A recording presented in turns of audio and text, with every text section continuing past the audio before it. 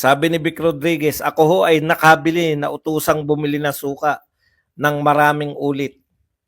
May diploma ho ako at nakapagtapos ako ng kolehiyo ng abogasya. Ako ay natutuwa kung ito man ang Team Suka. Isa po akong proud member ng Team Suka at atin pong lalabanan ng Team Sinusuka. Alam nyo, maganda pa yung nangyari, no? Dahil sa sinabi mo, BBM, nagkaroon pa ng team-team ngayon. Team Suka, versus Team Sinusuka, no? Ngayon, makikintal po sa isip ng mga tao yan na ang labanan pala ngayon, team-team. Buhos-buhos. Alam nyo, mananalo lang. Ako naniniwala talaga ako mas marami ang Duterte supporter eh. Kaya nga si BP Sara nangunguna sa lahat ng survey. Yung totoong survey Alam nyo, tignan nyo po. Yung mga survey na yan, bakit hindi sila naglalabas ngayon? Bakit hindi naglalabas ngayon na survey ng presidential? Huwag nyo sabihin walang nagpapa-presidential. Kasi po, kulelat po yung mga kandidato nila kaya hindi nila nilalabas. Nagkaroon na tuloy ng team. Alam na ngayon ng tao. Dati ang hirap pong ipaliwanag na dapat buhos-buhos eh. Pero dahil sa ginawa ni BBM, nakasama pa eh. Nagkaroon na ng team ngayon. Alam na ngayon ng tao, dapat mamimili ka na ng team. Team Pulburon o Team Suka. Tapos, ganun din po dinadala ni Tatay Digong. Yung usapan, no? Kung solve kayo sa nangyayari ngayon, taas ng presyo ng bilihin, kung okay sa inyo yan, kung okay sa inyo yung mga kriminalidad ngayon,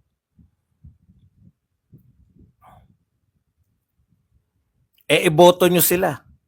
Pero kung hindi, iboto nyo yung Team Suka. Kasi yan ang lalaban sa kriminalidad. Yan ang magpapababa ng presyo ng bilihin. Ibig sabihin, eto na yun eh. Tignan nyo yung mga pronouncement ng mga senador nila. Suporta kay Marcos. Putya, so suportahan lang pala nila si Marcos. Bakit? Di ba? Ibig sabihin, yung mga senador nila, susuportahan si Marcos. Kung ano nangyayari ngayon, no? Ayuda lang ng ayuda. Yung pinagmamalaki, ayuda. Tuwan-tuwa yung mga congressman. Nagsalita na raw yung mga tao. Tumahimik na raw tayo sa kababati ko sa ayuda. Nagsalita ang mga tao, utot mo. Survey lang yan eh. Tinanong ninyo, kung yung nakatanggap ng ayuda, tanongin nyo yung OFW kung gusto nila ng ayuda. Hindi tumatanggap ng ayuda yung mga yan eh. Pero pera nila yan. Taxes nila yan, yung pinambabayad nyo ng ayuda. Pinambibigay nyo ng ayuda. Tagumpay ba ang ayuda? Simple lang po yan. Tagumpay pala ayuda, bakit tayo mangungutang? Mangungutang na naman tayo ngayon. Tagumpay pala ayuda, bakit tayo nagbebenta ng maliliit na lupain na lang? 200 square meters na po ang ibebenta. Lahat na ng lupain na pag-aari ng gobyerno, kahit po 200 square meters, binibenta na rekto. Ngayon taon, next year, ano pa ibebenta next year? Wala na. Benta ng mga gamit, benta ng mga ari-arian, tapos nangungutang, yan ba tagumpay? Kung tagumpay pa rin yan, ewan ko na lang sa inyo.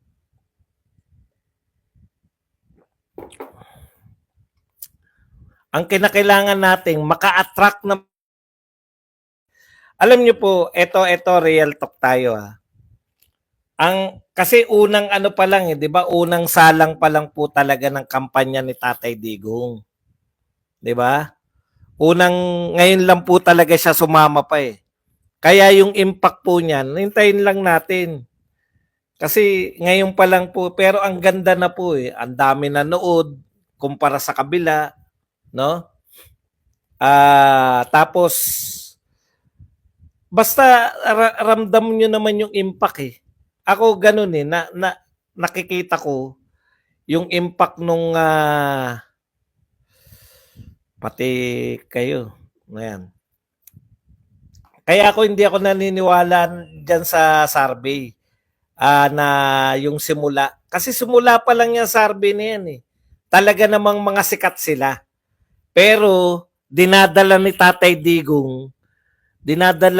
Digong yung usapan sa buhat-buhat. Yung Team Suka versus yung team ni ano ni kaya sa tingin ko yun po yung ano, kaya lang naman sila nananalo pag individual. Pag ang boto po ng mga Pilipino individual, malamang talaga sila manalo. Halimbawa, iboboto lang natin yung mga sikat natin. Halimbawa lang to Halimbawa, binoto lang natin si Batogo, si Marcoleta, si Kibuloy, tsaka si Rodriguez. Tapos sasamahan na natin ng mga kandidato ni Marcos. Talagang mananalo sila. Kasi ganun yung mentalidad ng mga sa nakaraan. Yung nakaraan pong mga eleksyon ng Senado, ganun po. Watak-watak. Pero hindi po ganun yung kampanyahan natin ngayon eh. Dahil wala namang impeachment noon eh. Ngayon po kasi may impeachment. Kaya po sinasamahan natin na kung gusto ninyo na wag ma-impeach si BP Sara, itodo natin, ibuhos natin. Sa tingin ko, mas marami pa rin po yung sumusuporta sa mga Duterte. Kaya lang sila mananalo, no? Kaya lang sila mananalo kasi yun nga, yung boboto tayo ng onti sa atin tapos boboto tayo ng mga sikat na. Pero kung yung mga Duterte supporters, tanging Duterte lang ang iboboto, yun po yung panalo natin. Oh. Kaya ako, mas exciting kasi. Panahon kasi ngayon ng viral-viral. Panahon ngayon ng social media. Yung kasikatan ngayon, pwedeng matabunan ka eh. Agad-agad. Hindi ka tatagal. Nakikita ko na, kita nyo si Hinlo at si Lambino, biglang sikat na. Ayan po, tambak 59.8K views. Yung alyansa ng Bagoong Pilipinas, 1.5 million views yung Partido Demokratikong Pilipino, PDP. Okay. Yung mga sagot naman po. Ito po, katulad niyan. Patayin natin ang mga senador ngayon para mabakante. Let's just kill the senators now to create vacancies. Tapos nagtatawanan po ang tao, di ba? Hindi ko talaga maintindihan tong mga to. Hahanap sila na maibabanat kay Tatay Digong sa mga Duterte. Pati po yung mga joke, ititreat nila, talagang mamamatay tao yung mga yan. Yung anak, nagbabanta. Yung ama, ito, papatay na raw para lang sila manalo. Kahit na alam po ng lahat ng tao na yun po ay patawa, pwede ba naman yun? Pwede ba naman yung patayin na lang natin lahat ng kalaban natin para pasok tayo lahat? Pwede ba yun? Puta katarantado. Alam ninyo na hindi po totoo yun. Tapos babanatan na si Tatay Digong dahil sa sinabi niya na yun. Sagot ni Bato doon sa may bahid ng dugo ng tukhang. Kung yung aking mga kamay ay may bahid ng dugo, hindi ko po yan ikinahihiya. Kung kinakailangan na madumihan ng dugo ng masamang tao ang aking kamay para maprotektahan ang buhay ng matitino, mababait at mga law-abiding citizen, gagawin ko po yan. Alam mo ang pagkakamali ni Marcos, ni BBM?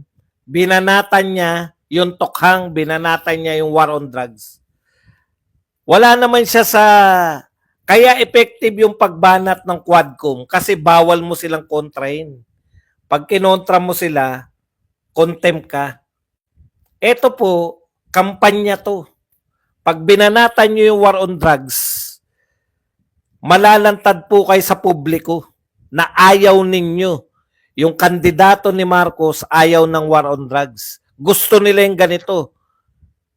Oh, meron ako nakitang 4. Wala nang takot ngayon. Nasa social media. Nagdodroga. Binidyo pa sarili. Pinost. Wala man lang reaksyon ng mga sa panahon ni Duterte. Hinahunting na yung mga yan. Ngayon, baliwala lang. May narinig ba kayo ng mga mataas na police, mga general na sabihin na binababoy ninyo yung social media, nagano kayo? Hahantingin namin kayo. May narinig ba kayong ganun? Wala na po, baliwala na po 'yan. Kung gusto niyo po yung lipunan natin na 'yan, no? Na makikita nyo sa FB, makikita nyo sa Twitter, makikita nyo sa mga social media na nagdodroga. Kayo po matatanda na kayo. Yung mga bata, nung panahon ni Tatay Digong yan, talagang hindi maglalakas loob yung mga tao. Hindi sila maglalakas loob. Ngayon po, ang lalakas na ng loob. Anong katwiran nila? Sinabi rin ni Tatay Digong, bakit hindi ko gagawin yan? Ano yung sinabi ni Tatay Digong doon? Yung Pangulo rin naman. Alam po ng mga tao yan eh. Alam po ng mga tao yung ganyang kalakaran na hanggat hindi po nagpapatunay si BBM na siya ay walang kinalaman sa droga o siya ay hindi nagpapa-hair follicle test. Ang isip po ng mga tao, kasama nila yan. Kaya walang magagawa sa akin yung presidente nga eh. Wala man lang pronouncement mula po sa mga kataas-taasan. Yan po, kung gusto nyo po nito,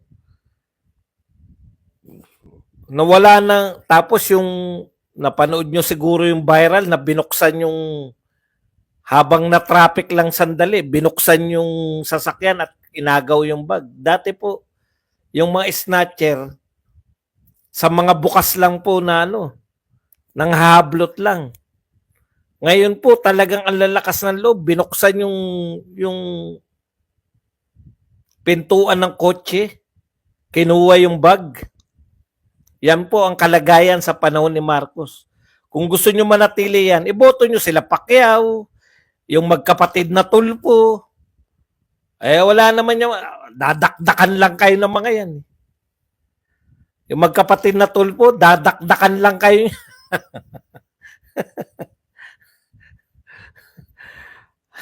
Na may accent. Ha? Dadakdakan kayo ng may accent. Kaya po, maigiya lang po ni Tatay Digong yung mga tao. Madala niya lang po sa gusto niyang dalhin na buhos-buhos ang boto. Simple lang yung tinuturuan tayo ni Tatay Digong kung paano tayo mangangampanya eh. Kung gusto nyo ng ganitong kalagayan ng Pilipinas ngayon, yung nagaganap ngayon, iboto nyo yan mga yan. Si Tito Soto, Lacson, lahat ng mga bilyar, lahat yan, iboto nyo. Pati yung mga magkapatid na Tulfo na dadakdakan lang kayo with American accent. Well, tamaan ng dapat tamaan. Against ako sa political dynasty. Kayo po, bakit kayo tatakbo? Hindi naman kami dynasty. Political dynasty. Ako, I'm very practical. Ewan ko po kung paano po nila na-atim na mag-English, mag-American accent sa Pilipinas na. Ang titigas naman. Kasi titigas ko naman yung dila.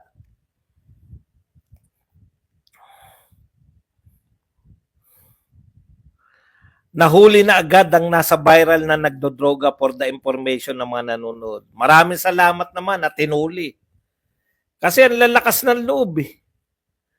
Bakit ba hindi si Zero, bakit hindi ba lalakas ang loob niyan?